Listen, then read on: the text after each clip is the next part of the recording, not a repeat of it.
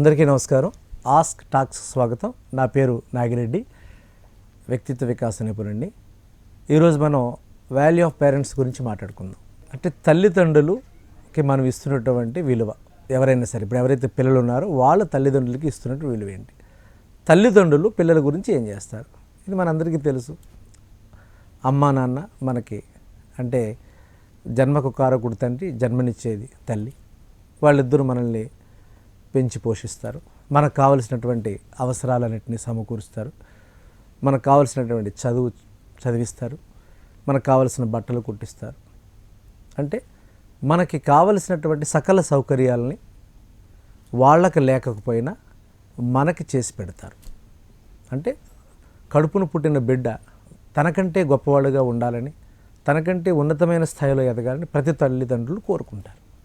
అయితే ఇక్కడ సమస్య ఏమొస్తుందంటే, తల్లిదండ్రులు ఒక స్థాయి దాటిన తర్వాత, అంటే ఉదాహరణకి 15 ఏళ్ళు 16 ఏళ్ళ పిల్లవాడికి తల్లిదండ్రులు చేసే పనులు కాస్త చాదస్తంగా అనిపిస్తూ ఉంటాయి. 25 ఏళ్ళు వచ్చేంత వరకు అంటే కొద్దిగా చాదస్తంలోంచి కొద్దిగా రియలైజ్ అవుతాడు. మళ్ళీ ఈ బిడ్డ 40 ఇయర్స్ వచ్చినప్పుడు పూర్తిగా రియలైజ్ అవుతాడు. అంటే తండ్రి తల్లి మన మీద చూపించింది ప్రేమ చాదస్తం కాదని. అంటే ఇదంతా ప్రాసెస్ జరగడానికి ఒక జీవితకాలం. ఈ జీవితంలో ఎన్నో రకాల అపార్థాలు, ఎన్నో రకాల అనుమానాలు, ఎన్నో రకాల భయాలు, సమస్యలు, చాలా రకాల ఇబ్బందులు వస్తాయి. ఉన్నప్పుడు మనం తల్లిదండ్రులతో ఉన్నప్పుడు తల్లిదండ్రులు మనం ఎలా అర్థం చేసుకోవాలి, పిల్లలు తల్లిదండ్రులు ఎలా అర్థం చేసుకోవాలి, అలాగే తల్లిదండ్రులు పిల్లల్ని ఎలా అర్థం చేసుకోవాలి. ముందు తల్లిదండ్రుల సైడ్ నుంచి మనం వద్దాం. తల్లిదండ్రులందరికీ మనం ఏమిటంటే, మనం పెరిగిన వాతావరణం, మనం తిరిగిన వాతావరణం, మనం జీవించినటువంటి కాలం, మనకున్నటువంటి వసతులు, మనకున్నటువంటి సమస్యలు, బాధలు, కష్టాలు, ఆ తరం వేరు, ఈ తరం వేరు. తరానికి మధ్య అంతరం స్టార్ట్ అయింది.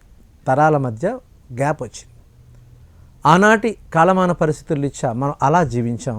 ఈనాటి కాలమాన పరిస్థితులు పిల్లలు ఎలా జీవిస్తున్నారు? ఇక్కడ మనం సౌకర్యాలు కల్పిస్తున్నాం, సౌఖ్యాలను ఇస్తున్నాం, వాళ్ళు హ్యాపీగా జీవించడానికి కావాల్సినవి ఇస్తున్నాం.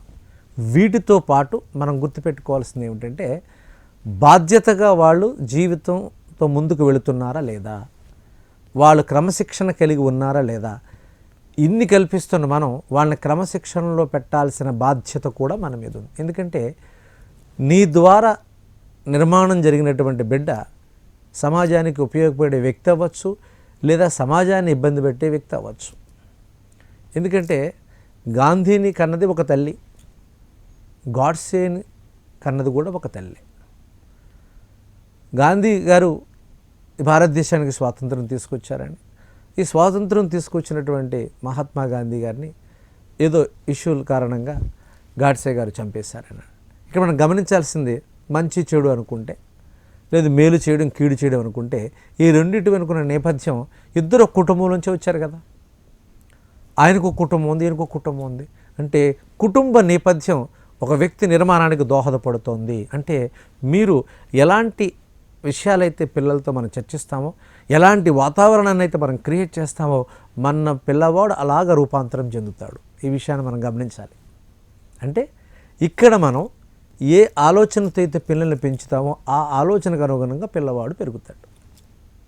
అయితే పిల్లల్ని పెంచడంలో మీ స్థాయికి మించిన పనులు చేయకండి. చాలామంది చేస్తున్న తప్పు ఏంటంటే, మనకు లేని సౌకర్యాలని పిల్లలు కల్పిస్తున్నాం. అది పాజిటివ్గా తీసుకునే వాళ్ళు కొందరు, నెగిటివ్గా తీసుకునే వాళ్ళు కొందరు. చాలామంది పిల్లలు తల్లిదండ్రుల ద్వారా మోసపోతున్నారనే విషయాన్ని మనం గమనిస్తున్నాం. సో ఇక్కడ మీరు ప్రేమ చూపించడం, వాళ్ళకి మంచి చదువునివ్వండి, అద్భుతమైన చదువునివ్వండి, మంచి స్కూల్లో చదివించడం, మంచి కాలేజీలో చదివించడం, మంచి నాలెడ్జ్ని ఇచ్చే ప్రయత్నం. అంటే వాడు వ్యక్తిగతంగా ఎదగడానికి, నైతికంగా ఎదగడానికి కావలసినటువంటి అంశాలన్నింటినీ మీరు ఇవ్వండి. మంచి ఫుడ్ కూడా ఇవ్వండి. బట్ లగ్జరియస్గా మాత్రం పిల్లల్ని మనం పెంచకూడదు. ఇది తల్లిదండ్రులు గుర్తుపెట్టుకోవాలి. ఇక పిల్లల విషయానికి వస్తే, మన తల్లిదండ్రులు ఒక ఏజ్ వరకు మనకు గొప్పగా కనిపిస్తారు. మన ఏజ్ అంటే మన జీవితంలో ఒక 4 స్థితులను తీసుకుంటే, బాల్యంలో తల్లిదండ్రులు మనకు చాలా హ్యాపీగా ఉంటారు. కౌమార దశ అంటే ఎప్పుడైతే మీరు టీనేజ్లోకి రావడం మొదలు పెడతారో, అక్కడి నుంచి మీకు తల్లిదండ్రులు శత్రువులుగా కనిపిస్తారు. తల్లిదండ్రులే కాదు, అసలు నీతులు చెప్పే వాళ్ళందరూ శత్రువులే. తరగతి గదిలో పాఠం చెప్పే మాస్టారు ఒక మంచి మాట చెప్పినా కూడా మాస్టారు కూడా శత్రువే. బాగా గుర్తుపెట్టుకోండి. మీరు మీ జీవితంలో ఉన్నతమైన స్థాయికి వెళ్ళాలి అంటే మీరు నేర్చుకోవాలి, నేర్చుకున్న దాన్ని ఆచరించాలి. కష్టం కలుగుతుంది కదా, బాధ కలుగుతుంది కదా, దీన్ని ఆచరించాల్సిన అవసరం లేదని మీరు అనుకుంటే జీవితంలో దెబ్బతింటారు. ఎందుకంటే ప్రతి మనిషి జీవితంలో నేర్చుకునే స్థాయి, సంపాదించే స్థాయి, సాధన చేసే స్థాయి, సమాజానికి ఉపయోగపడే స్థాయి, ఇలాగ రకరకాలుగా వెళుతాడు మనిషి. నేను ఏం చేయాలన్నా నాకు నాలెడ్జ్ ఉండాలి.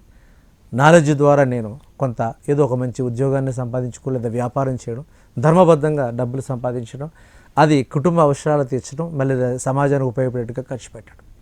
సో తల్లిదండ్రులు కానీ, ఉపాధ్యాయులు కానీ, సమాజంలో ఎవరైనా మనకు ఒక మంచి మాట చెప్తున్నారు, బాబు సిగరెట్ కాల్చొద్దు, లేదా మందు తాగొద్దు, ఎందుకు అలా వాట్సాప్ ఎక్కువ వాడతారు, ఎందుకు అలా ఫేస్బుక్ అలా చూస్తారు, స్నేహితులతో ఎందుకు అలా తిరుగుతారు, ఇవన్నీ కూడా మీకు నచ్చవు.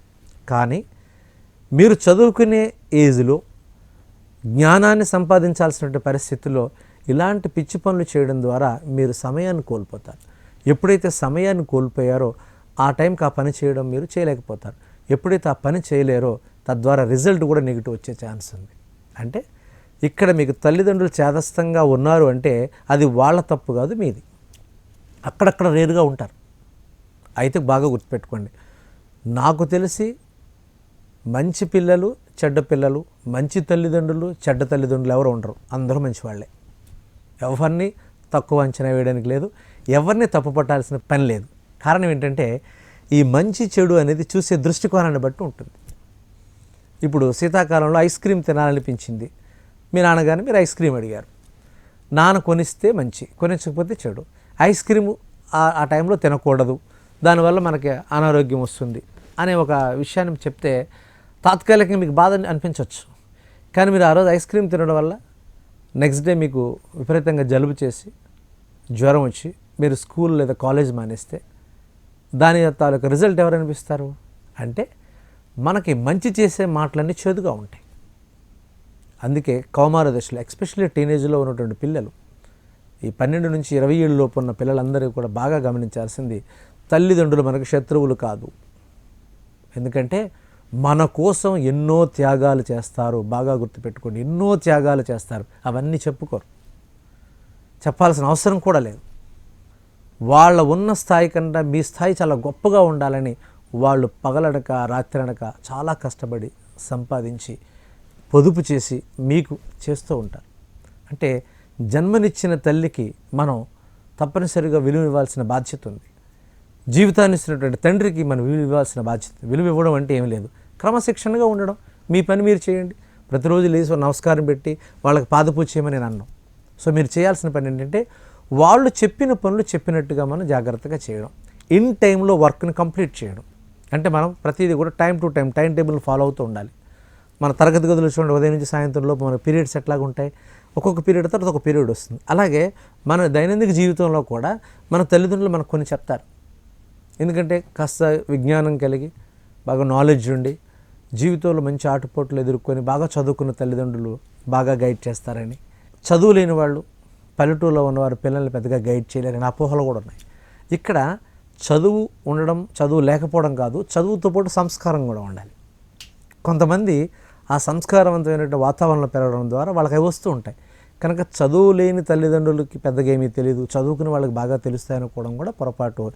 ఈ రెండింటి మధ్య మనం గమనించాల్సిన అంశం ఏంటంటే తల్లిదండ్రులు మనకి జన్మనిస్తారు, జీవితాన్ని ఇస్తారు.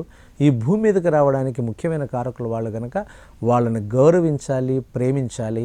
వాళ్ళు చెప్పిన పనులు చేస్తూ వాళ్ళని ఆనందపరుస్తూ వాళ్ళ జీవిత చరమాంకంలో వాళ్ళని మళ్ళీ మనం పిల్లలుగా చూసుకొని మన తాలూకా బాధ్యతని మనం గుర్తించి మనం తప్పనిసరిగా చేయాల్సిన పనులు ఏమిటంటే సాధ్యమైనంత వరకు అమ్మా నాన్నల మాటల్ని పెడచెవిని పెట్టడం కానీ చాదస్తమైన ఆలోచనతో ఉండవద్దు. వాళ్ళని మనల్ని ప్రేమిస్తారు, వాళ్ళని మనం గౌరవించాలి. అర్థమైందా? So thank you very much all of you.